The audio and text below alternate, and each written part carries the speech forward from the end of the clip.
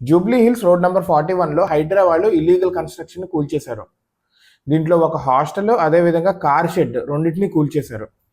ఈ car shed, hostel అనేది government land road, basically 30 అడుగుల రోడ్ని ఆక్రమించి, అలాగే గవర్నమెంట్ నాలాని కూడా, కెనాల్ని కూడా ఆక్రమించి కట్టారు.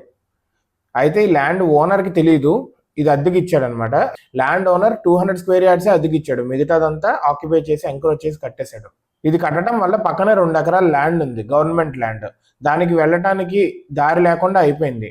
అయితే గవర్నమెంట్ వాళ్ళు అది పార్క్ కింద డెవలప్ చేద్దాం అనుకున్నారు. ఆ పార్క్కి అడ్డు ఉండటం వల్ల జనాలు అసలు వెళ్ళలేకపోతున్నారు.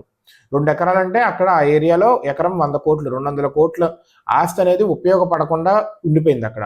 గవర్నమెంట్ ఇప్పుడు దాన్ని ఇంకా డెవలప్ చేసి పార్క్ని ఇంకా డెవలప్ చేస్తాను అని చెప్తున్నారు.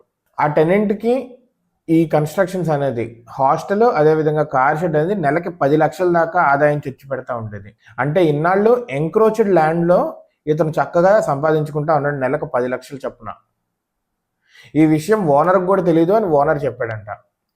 అక్కడ చుట్టుపక్కల ఉన్న రెసిడెంట్స్, అదేవిధంగా జూబ్లీ హిల్స్ కోఆపరేటివ్ సొసైటీ వాళ్ళు దీని మీద కంప్లైంట్ ఇవ్వంగా ఈ టెనెంట్ మళ్ళీ హైకోర్టును అప్రోచ్ అయ్యాడు కూల్చకూడదు అని. హైకోర్టు మొత్తం అబ్జర్వ్ చేసి కూల్చి పడేసేయండి అని గ్రీన్ సిగ్నల్ ఇచ్చేసింది. దాంతో ఇది కూల్చేశారు.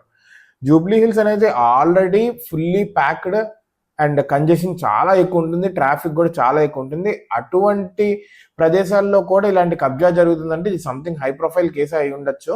బట్ గవర్నమెంట్ అనేది మంచిగా యాక్షన్ తీసుకోగలిగింది.